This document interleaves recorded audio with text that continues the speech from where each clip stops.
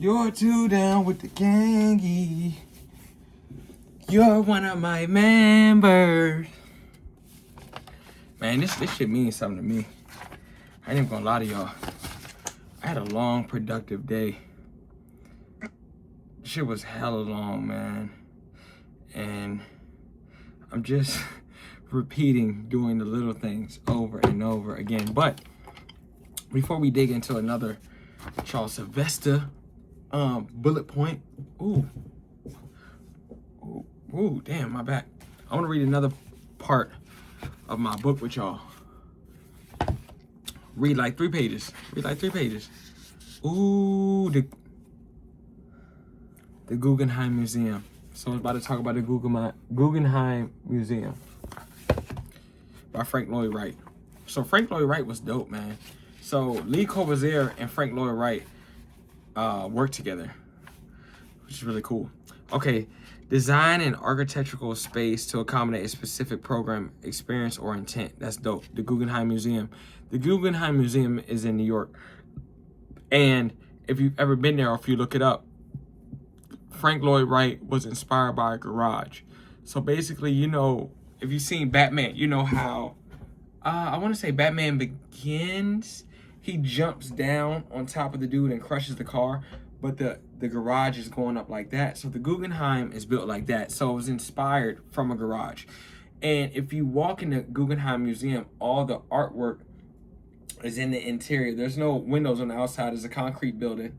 And if you're walking up the Guggenheim Museum, it's like a garage. So you're gradually, you know, maintaining and going upwards. And all the artwork is on the exterior of the walls and the inside of the building. So it's super dope.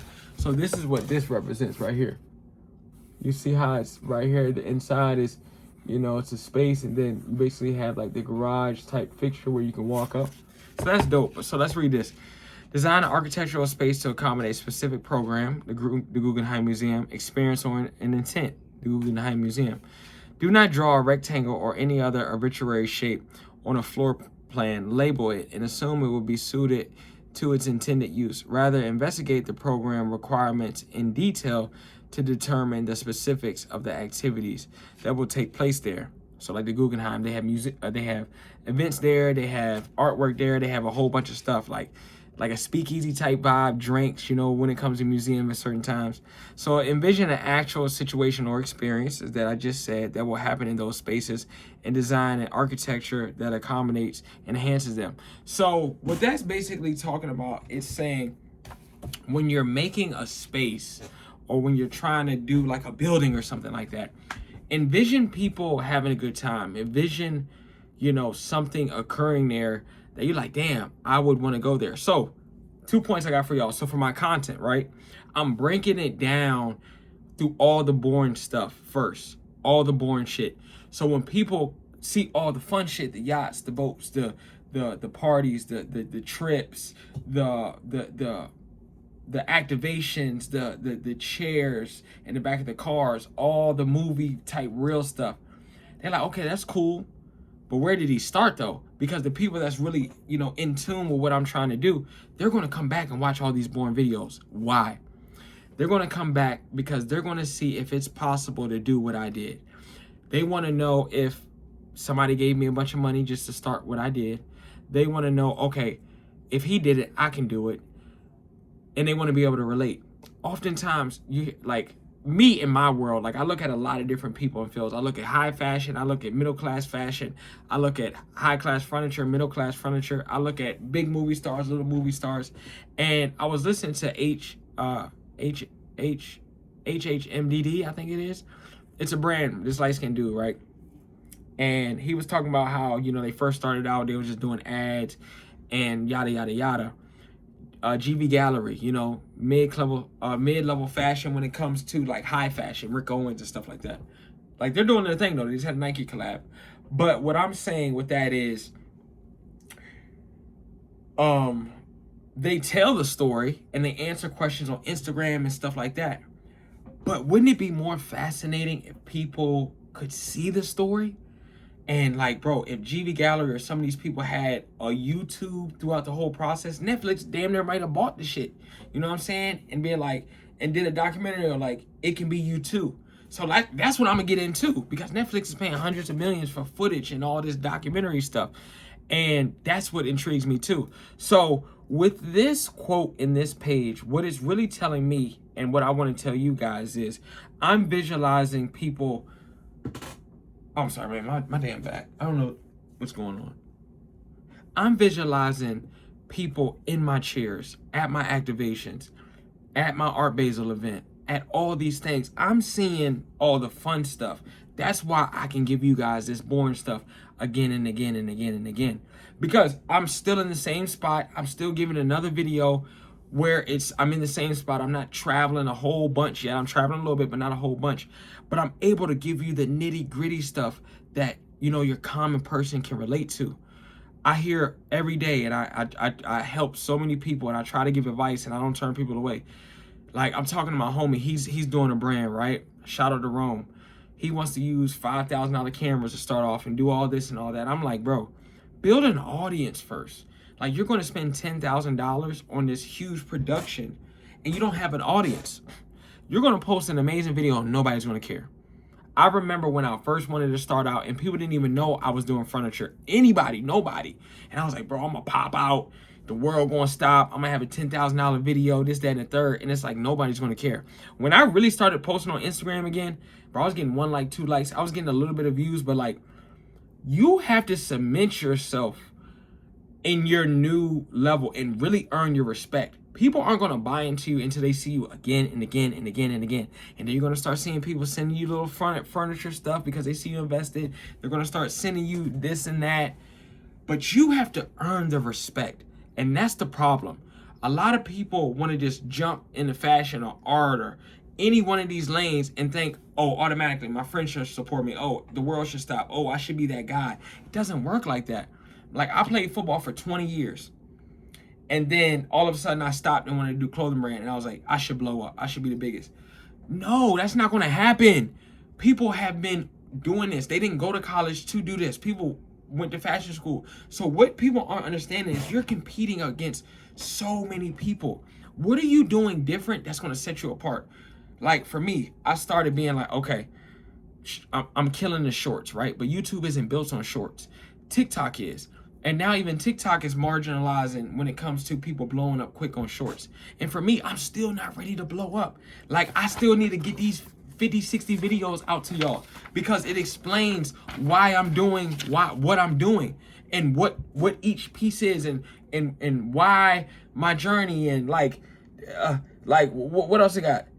It says what makes a chair iconic. I got to do a video on that. What, you know what I'm saying? Like, there's so many things that I need to explain to y'all in this furniture world that the common man doesn't know, right? So like it's so crazy to me that people, in like even myself at one point, it was like, if you do the bare minimum, you think you're gonna blow up. It doesn't work like that, bro.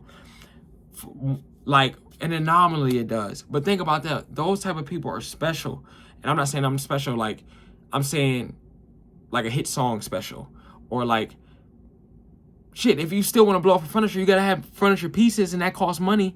And if you still want to blow up for a clothing brand, you got to have the clothes. And if you have one piece that blows up and you sell the money, you got to do it again and again and again, or you're gonna die out.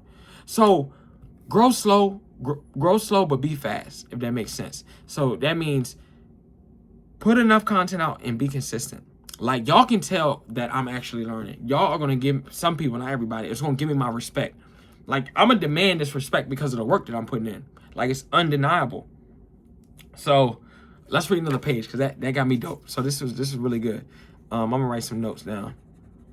What do people look like in my chairs? Question mark. That's a fact, though. That's a fact. That's a good question. What do the events look like? That's a good question too. Okay, perfect. So this is talking about spaces again. So you see, this is warehouse, production, mailroom, waiting room, reception, office space. So this is describing a space. S-P-A-C-E. And what a space looks like. And what actual spaces look like. So let's read it. Space planning is the organizing or arranging of spaces to accommodate functional needs. Space planning is crucial skill for an architect, but arranging spaces to meet functional requirements explains only a little of what architects do. A space planner addresses the functional problem of fitting a building on its site. An architect is also concerned with the meaning of a site and its buildings. A space planner creates functional square footage for office workers. An architect considers the nature of the work performed in the office environment, its meaning to the workers, and its value to society. A space planner provides spaces for playing basketball, performing laboratory experiments, manufacturing widgets, or staging theoretical productions. An architect imbues the experience of these places with richness, fun, and beauty and irony. So what I'm taking from that is an architect is really an artist. It's seeing, it's writing down, and it's visualizing what's actually going to take place in this thing, right? So I'm mashing architecture right now in furniture. Architect is just an extension of furniture. So when I'm visualizing creating a chair, I'm visualizing how it's going to be used, where it's going to be used, where can it be used, my target market, right? Another thing that I'm doing, like an architect, I'm trying to see like, all right, is this, what colors, what, like, who am I going to give it to? Why am I going to give it to? What's the meaning behind this stuff? Like, all these things go into a brand, go into a company, because you want to live a long time. You want your company to last the test of time. 30, 40, 50, 60, 70, 80, 100 years. You want a random person to be like, yo, like, Chuck was creating this because that blah, blah, blah, blah, blah. And he was doing this because of blah, blah, blah, blah. You know what I'm saying? That's what people connect with. That is what thrives a company. You know what I'm saying? And like, that's why architects in their buildings stand the test of time, because they were building with an intent. Okay, maybe this can be used for a party. Even if it is used for a party, maybe it can also be used for a home. Okay, but if it's used for a home, maybe it can also be used for a mall. You know what I'm saying? Like, it's an art form. You gotta think for plan A, B, C, D, E, F, G. That's what I'm doing actually with my brand. Like, and that's what I'm doing with YouTube right now. It's like, I'm not going to be denied. Like, a little segue. I was doing shorts. Shorts wasn't enough. Long form videos, informational long form videos have to be more, have to be once a day, and then twice a day, then 3 times a day. Why? Because this is right here. Every day I'm putting little, rivets in, and I'm cashing in because this is going to get me financially free. What is this? March 20th? March 20th. Next year, this time, YouTube will be paying me. They will be paying me. I'm gonna write it down. Not being paid right now. Next year, March 20th, 2027, I will be getting paid. I will be getting paid because now I've cracked the code. It's long form, and it's getting better at long form, and it's practicing talking and giving all the thoughts that I got in my head out. Y'all ever just had some good water? Like, damn, it was parched.